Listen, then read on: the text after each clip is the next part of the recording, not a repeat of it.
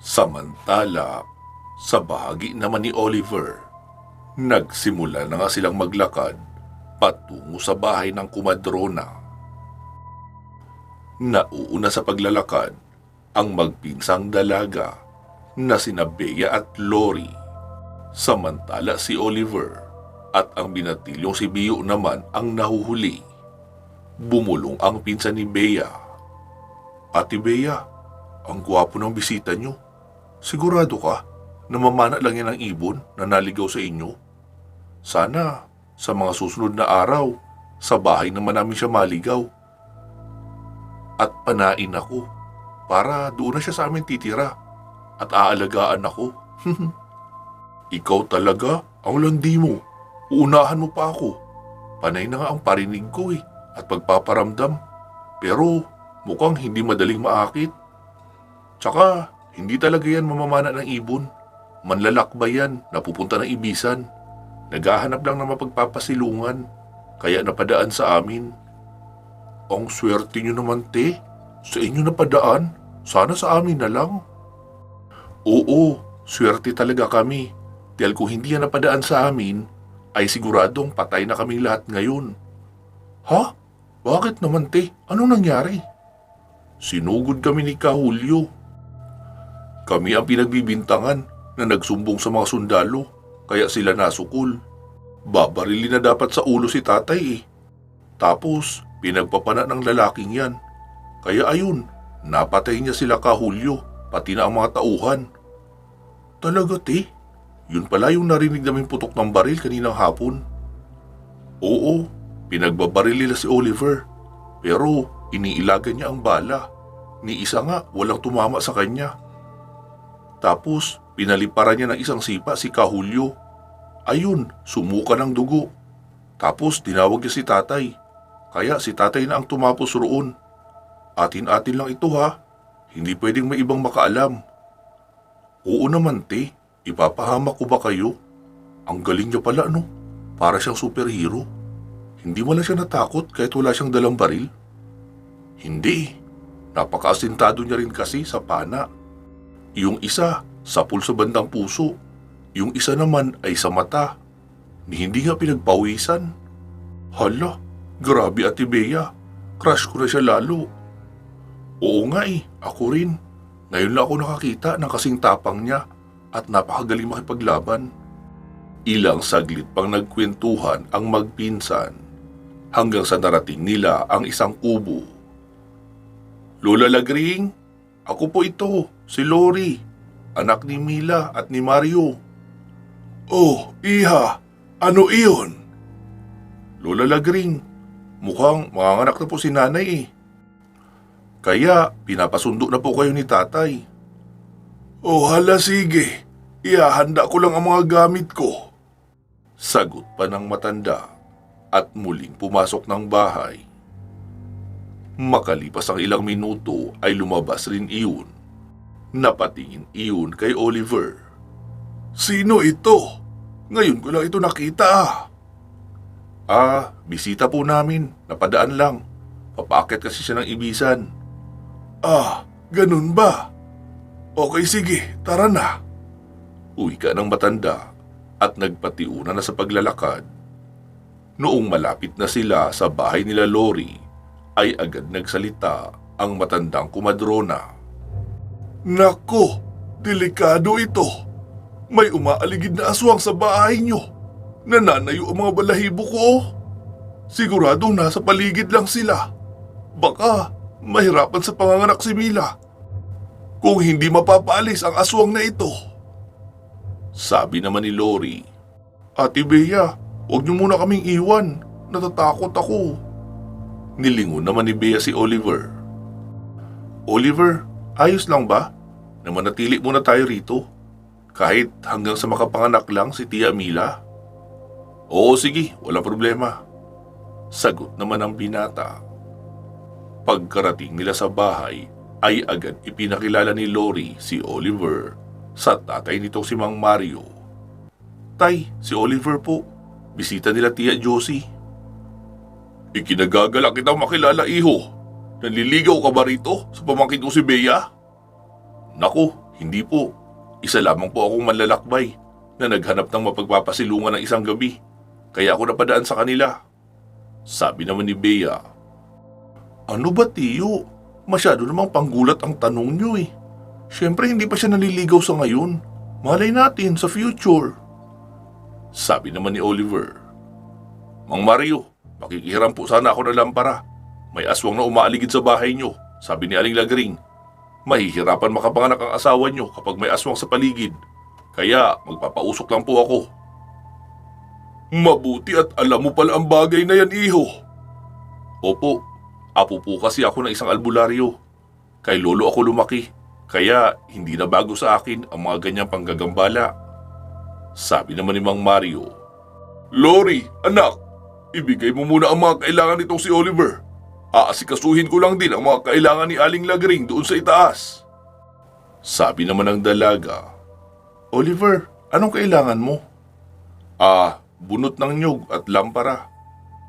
Pag-ibig at pagmamahal, baka kailangan mo rin. Available ako. Ikaw talaga, palabiro ka masyado. Pareho kayo ni Bea. Nagtungo na nga si Lori sa kusina at kumuha ng pinagbalatan ng nyug at lampara. Saka ibinigay kay Oliver. Agad lumabas ng bahay si Oliver at nagpauso. Nanguha rin siya ng sanga ng kalamansi at ipinatong niya sa ibabaw ng mga siga para magkaroon rin ng amoy kalamansi ang uso. Ilang saglit pa ay nararamdaman na ni Oliver ang paikot-ikot ng mga aswang. Nako, dalawa pa talaga. Hindi pwedeng hayaan lang ang mga ito. Hindi makakapanganak ang buntis. Wika niya pa. Noong malakas na ang pag-usok ng siga, ay pumasok na siya ng bahay. Isara niyo ang mga bintana, pati na ang pintuan.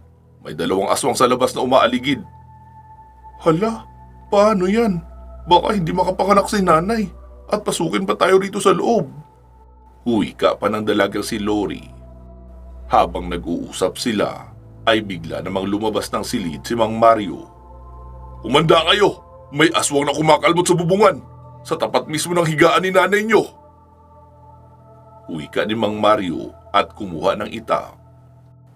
Hindi pa nga nakakabalik ang lalaki ay narinig na nila ang malakas na palahaw ng buntis na tila sobra itong nasasaktan. Agad nang bumalik sa loob ng silid si Mang Mario, pero puro lang pagsigaw at pagmumura ang ginagawa nito sa aswang. Dahil may kataasan ang bubong at hindi niya maabot upang matusok ng itak. Sabi naman ni Oliver, Lori, pwede ba ako pumasok sa loob? Tutulungan ko lang si tatay niyo. Oo, sige. Sagot naman ng dalaga at binuksan ang pintuan para makapasok na si Oliver. Pagkapasok ng binata sa silid, ay hawak na niya ang pana at 2 palaso. Sabi naman ni Mang Mario, Kaya mong pumana ng 2 palaso ang gamit? Opo, hanggang 3 kaya ko.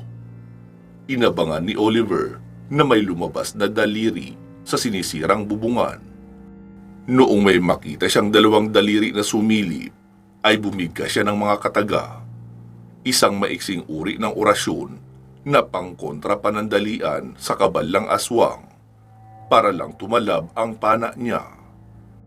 Matapos niyang mabanggit ng 3 beses ang 3 katagang iyon, ay sa kanya pinakawalan ang 2 palaso. Tumagos iyon sa bubong na nasundan ng isang malakas na palahaw ng pinaghalong tunog pusa at tao. Nagpagulong-gulong iyon sa bubong at bumagsak sa lupa. Ayun, sapul! Wika ni Oliver at agad lumabas ng silid. Saan ka pupunta, Oliver? Tanong ni Bea. Kukumustahin ko lang ang aswang. Baka mangailangan ng benda para sa nabaling balakang eh. Biro pa nito at agad lumabas ng bahay. Nakita niyang may isa pang aswang ang nakatayo sa harapan noong aswang na bumagsak na tila tinutulungan itong makatayo. Grabe kayo. Wala kayong awa sa mga tao rito. Mga naghihirap na nga, dumadagdag pa kayo sa pasakit sa kanila. Napatingin kay Oliver ang isa, tapos itinuro siya nito. Huwag kang makialam rito, Dayo. Teritoryo namin ito. At bibiktimahin namin kung sino man ang naisin namin na ilaman dyan. Eh di kung ganyan pala ang paninindigan nyo, bakit hindi nyo simulan sa akin? Kapag napatay nyo ako, eh di sa inyo na sila. Mayabang ka, bata! Uwi ka noon at agad sumugod kay Oliver. Binunot naman ni Oliver ang kanyang itak at inabangan ang paglapit noong aswang. Agad iyong kumalmot sa mukha niya pero nailagan ang binata. Sabay baon ng isang suntok sa tagiliran gamit ang kaliwang kamay. Pagkaatras kaunti ay tinadyakan niya iyon sa sikmura kaya tumalsi. Agad naman iyong nagpalabas ng pakpak kaya nakatulong ang pakpak para hindi matuloy ang pagkakatumba. Tumalon ang aswang sabay lipad. Mabilis na binitawan ni Oliver ang kanyang itak at kumuha ng palaso sa likuran at iyong pana na nakasabit sa balikat. Mabilis naman na nagmaneuver sa paglipad ang aswang kaya nailaga noon ang tira ng mga palaso at mas tinaasan pa ang paglipad. Eh dahil sa medyo madilim pa ang paligid, dahil natatakpan ng ulap ang buwan, kaya hindi iyon makita ni Oliver kung nasaan na.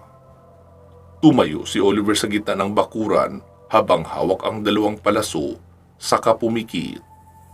Pinakiramdaman niya kung saan magmumula ang aswang na iyon hanggang sa marinig niya ang pagaspas ng pakpak sa likuran.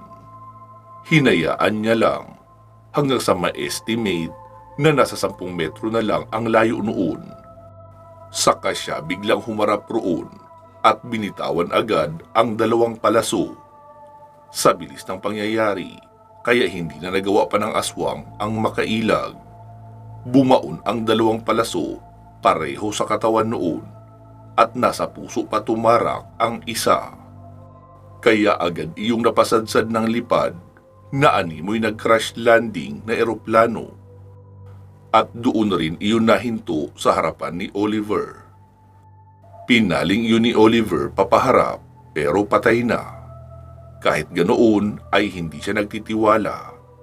Alam niyang maraming lihim na estilo ang mga aswang para makaligtas. Baka nililinlang lang ang kanyang paningin na patay na ito. Kaya sinaksak niya pa iyon ng 1 beses sa bahagi ng puso at isa sa bunganga papatagos sa likuran ng ulo. Binalikan niya iyong aswang na nauna niyang pinana.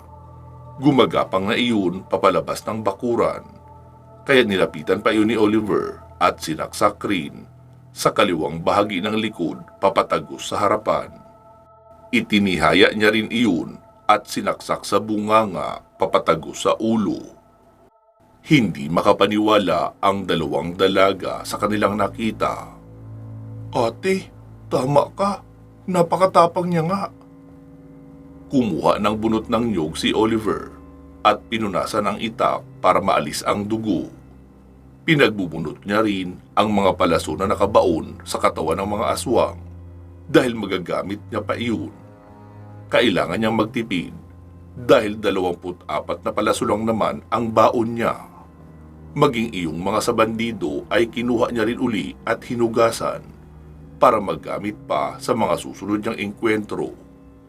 Naglakad na siya papasok ng bahay nang marinig niya ang iyak ng sanggol. Agad naman siyang sinalubong ng dalagang si Lori at niyakap. Oliver, salamat! Dahil sa iyo, nailuwal na ni nanay ang kapatid namin. Sabi naman ni Oliver, wala yun. Sige na, pumasok ka na sa silid at salubungin na ang kapatid mo. Agad namang kumalas ang dalaga at umakyat na sa kanilang silid. Lumapit naman si Bea sa kanya. Oliver, salamat ha. Ni hindi ka pa nga nakakatulog sa amin. Napakarami mo nang nagawang tulong. Sino ka ba talaga? Bakit? Parang may kakaiba sa'yo. Napaka-inosente ng dating mo. Pero kapag kumilos ka na, ay para kang nagbumukhang superhero. Naku, hindi ako superhero ha. Bakit? Nakita mo ba kung may kapangyarihan o lumilipad? Pana at itak lang ang gamit ko para ipagtanggol ang mga nakikita kong inaapi. Kaya wag mong isipin na espesyal ako. Basta, hindi ako naniniwala na simpleng tao ka lang. Hindi ko lang kayang ipaliwanag, pero hindi ibig sabihin na mali na ako. Ay, bahala ka, Bea. Umakyat ka na rin doon. Umupo si Oliver sa may bukana ng pintuan ng bahay nang maramdaman niyang may tumapik sa kanyang balikat. Oliver, iho, maraming salamat sa iyo. Napakatapang mo pala talaga. Nasilip ko sa bintana ang ginawa mo. Sigurado ka, hindi ka sundalo o rebelde? Nako, hindi po. Apo nga po ako ng isang albularyo. At may sadya ako sa ibisan, kaya ako napadaan kina Mang Conrad. Ganun ba? Para kasing kakaiba ka eh. Pero kahit ano ka man, utang namin sa iyo ang buhay ng aking mag-ina. Ang sabi ni Aling Lagring, maaring ikapahamak ng misis ko kung hindi pa niya nailuwal agad ang sanggol dahil sa kagagawa ng mga aswang. Kaya maraming salamat talaga sa iyo. Baka napagod ka sa laban. Magkape ka muna sa kusina, may tinapay rin doon. Nasa basket na nakasabit sa tapat ng lamesa. Naku, hindi na po. Inaantok na nga po ako eh. Kaya dito na lang siguro ako makikitulog. Kahit dito na lang po sa upuan yung kawayan. Sige. Delikado na rin kung uuwi kayo ng ganitong oras. Pero hindi rin ako sigurado sa sinasabi ko. Kung delikado ba sa party mo o sa party ng mga aswang na nasa daan. Dahil sa nakita ko, kahit yata nakapikit ka, ay nalalaman mo kung nasaan ang kalaban. Naku, hindi po. Pinapakiramdaman ko lang ang paggaspas ng hangin, kaya ako nahulaan. Magaling ka nga. O sige na, marami pa ako aasikasuhin sa itaas. Maiwan na kita rito ha. Maraming salamat uli. Sige po, wala pong anuman. Sagot ni Oliver. Pumasok na rin siya sa sala. Naglock muna siya ng pintuan saka nahiga sa kawayan na sofa. Hindi niya na namalayan na nakatulog na pala siya. Noong magising ay naroon sa kanyang uluhan banda si Bea. Nakasandal lang sa sofa na natutulog. Ang magkapatid naman na Lori at Bio ay nasa tig-isang single na upuan. Nakasandal rin na tulog.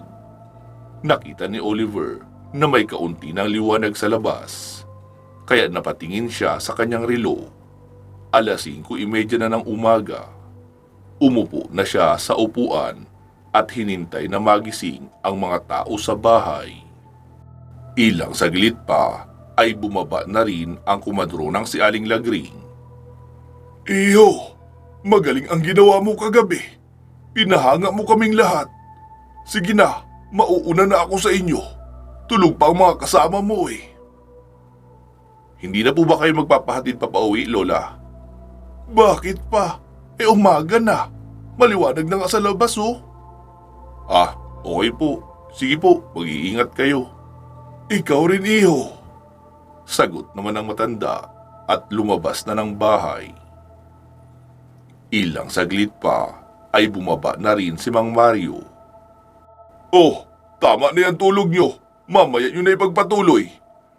Bio, tulungan mo ako maghukay ng paglilibingan noong mga aswang sa labas. Lori, magluto ka na ng pang-almusal para makapag-almusal na itong sina Bea at Oliver bago umuwi. Dahil sa pag-iingay ng lalaki, kaya nagising na nga ang lahat. Sabi naman ni Oliver kay Bea, bakit dito kayo natulog sa sala? Wala na bang espasyo sa itaas? Malapad naman ang kwarto roon at marami akong nakitang nakasiksik na banig.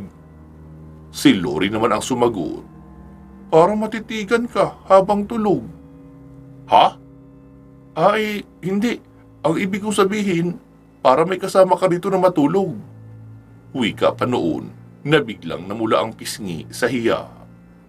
Tumayo na iyon at agad ang nagtungo sa kusina.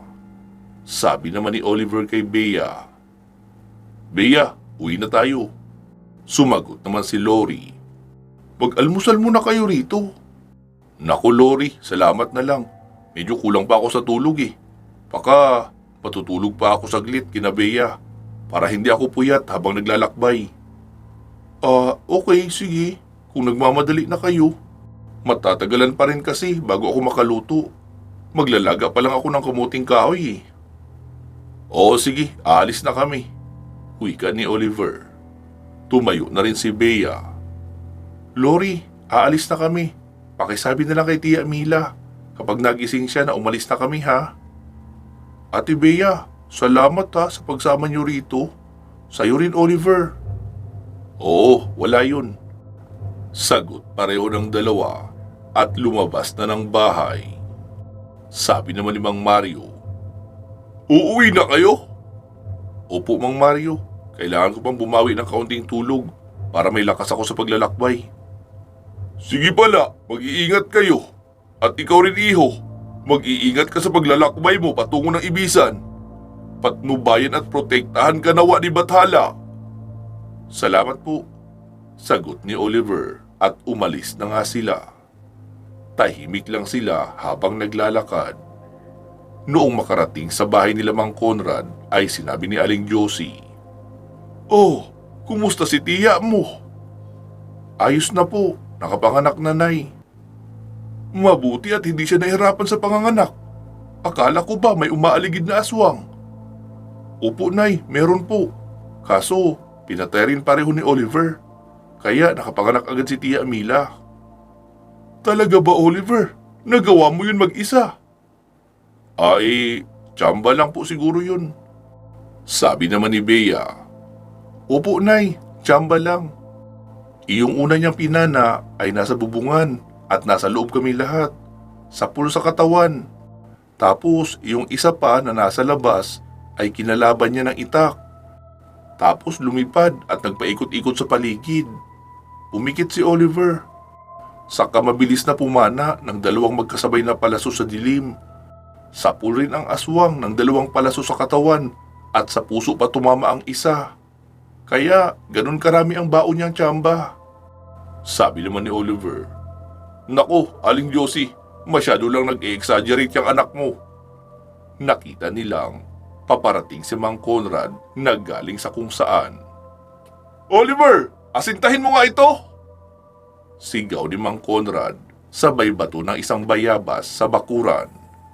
Tila kusang kumilos ang mga kamay ni Oliver na mabilis kumuha ng palaso at pinana iyon. Sapul ang bayabas at tumarak pa sa posting kahoy ang palaso. Oh, di ba nay, tay? Ganyan karaming tsamba ang baon niya sa kanyang bulsa. Kakamot-kamot naman si Oliver. Pasensya na po, nagulat lang ako. Uwi ka noon at binunot ang palaso sa poste ng bakuran. Nagsalita si Mang Conrad. Anak, maglatag ka na ng matutulugan ni Oliver sa kwarto mo. Tapos isarado mo ang mga bintana. Pumunta sa atin si Oliver para makisilong at makatulog ng mahimbing. Pero magmula noong dumating siya sa atin, ay wala na siyang naging pahinga. Puro na lang pagtulong sa atin ang ginagawa niya. Kaya hindi ka muna aalis ngayon Oliver. Nakapagluto na kami ng ginataang kamoting kahoy, saging at langka. Mag-almusal ka na muna. Tapos matulog ka maghapon sa kwarto ni Bea.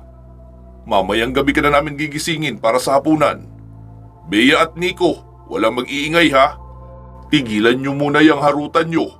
Mapapahamak si Oliver sa paglalakbay niya kung hindi siya makakatulog ng sapat. Ano, nagkakaintindihan ba tayo Oliver? Na bukas ka na aalis? Opo Mang Conrad. Sa totoo lang po, antok na antok pa po ako eh. Sumabat naman si Aling Josie. Eh di sige pala, ipagsasandok na kita. Kumain ka na agad. Agad na ngang kumain si Oliver, tapos natulog na siya sa kwarto ni Bea para magkaroon ng sapat na pahinga.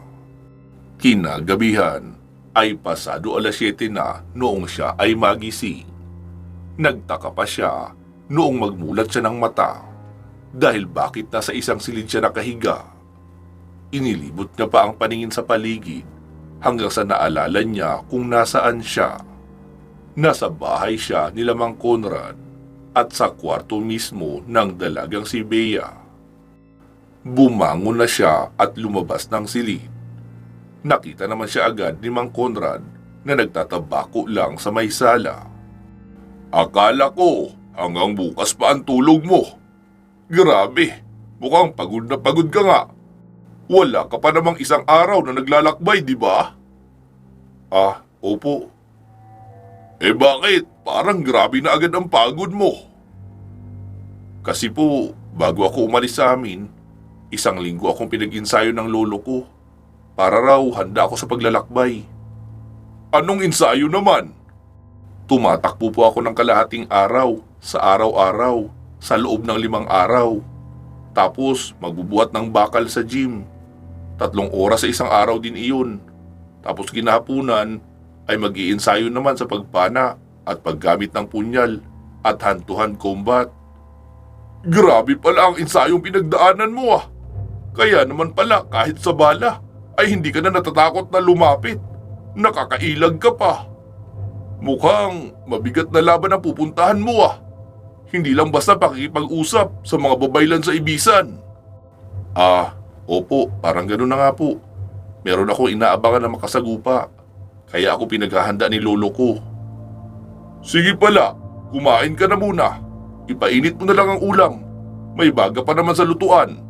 Dagdagan mo na lang ng kaunting panggatong para mapainit mo yung ulam. Sinabawang gulay lang yan na may daing. Tapos may ginataang manok dyan. Yung inihaw kasi na ipababaon namin dapat sa pag-alis mo kanina ay iniluto na lang namin na ginataan at nilagyan ng maraming tanglad at sili. Kaya masarap din. Sa makalawa ka na umalis para makapagpahinga ka pa ng todo. At makapaghanda rin kami ng baon mo sa pag-alis rito. Sige po, salamat. Sagot ni Oliver. Naisip niyang tutulan sana ang sinasabi ng matanda. Pero ramdam niya sa kanyang katawan na pagod pa talaga siya. Kailangan niya pa ng magandang pahinga at hindi niya yun magagawa kung maglalakbay na siya agad. Dahil kailangan kada ilang oras ay gigising siya para alamin kung wala bang kalaban sa paligid. Kaya iyon na nga ang tamang pagkakataon at tamang lugar para mamahinga siya sa bahay ng pamilya ni Mang Conrad.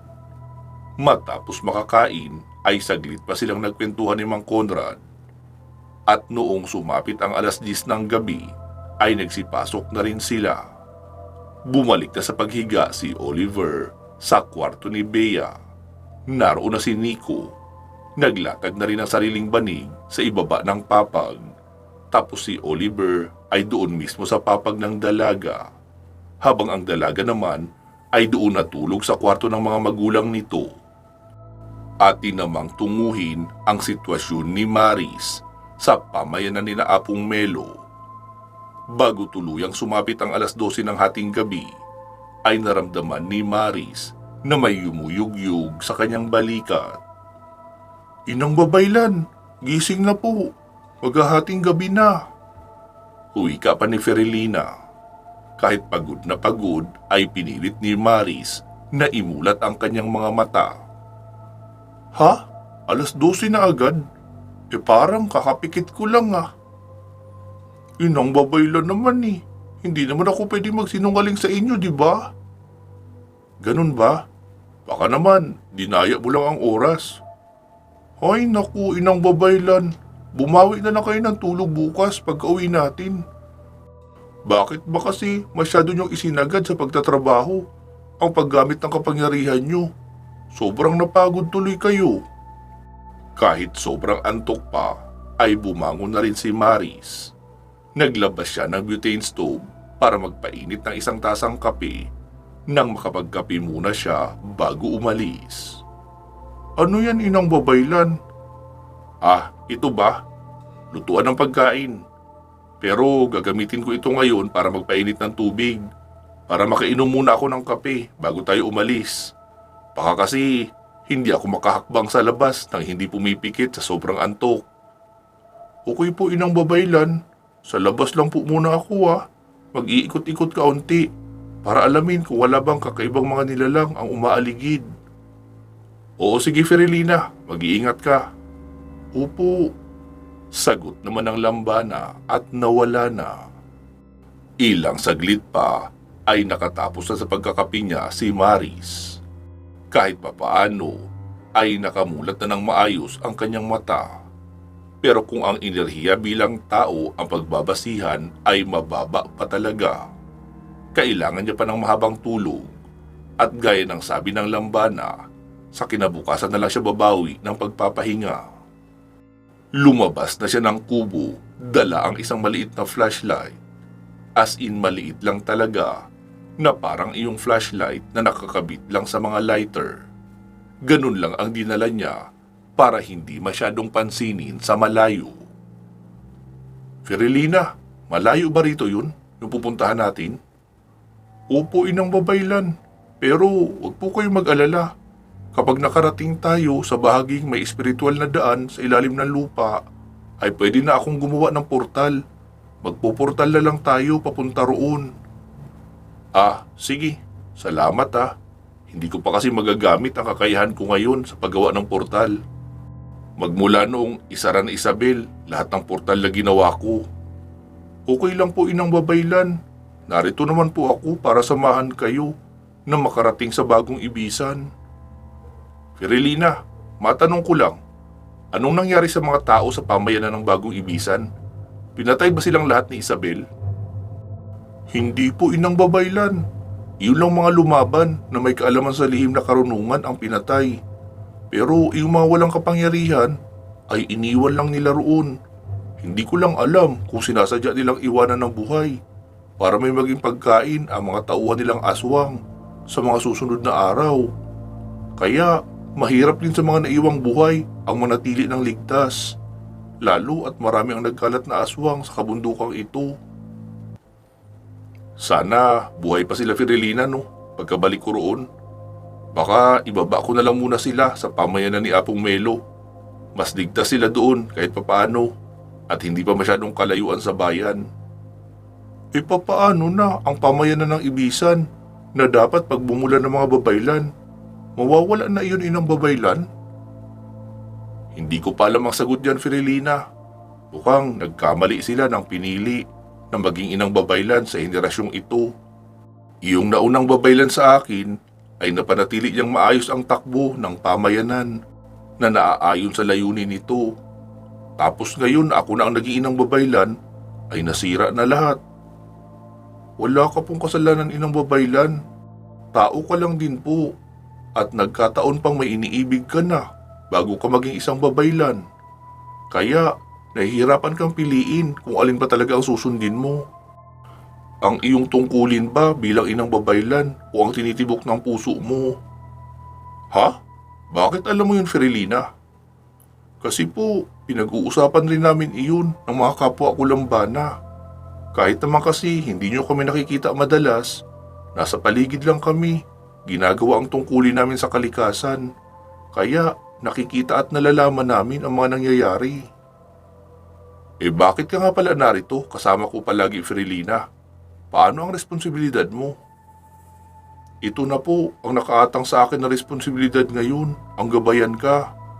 Ang sabi ng aming pinuno na lambana ay wala ka raw gabay.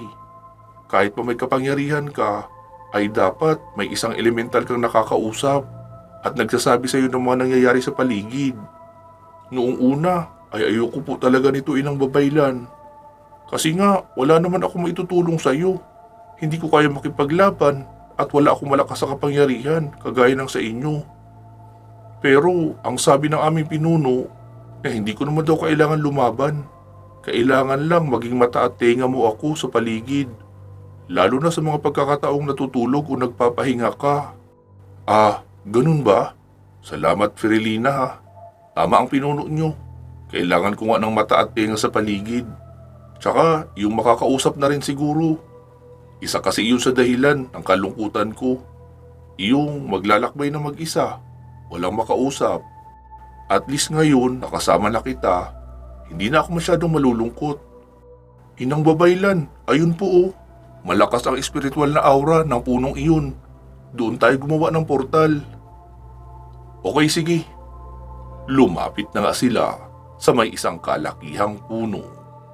Inilapat ng lambana ang kanyang palad roon at nagkaroon ng isang portal.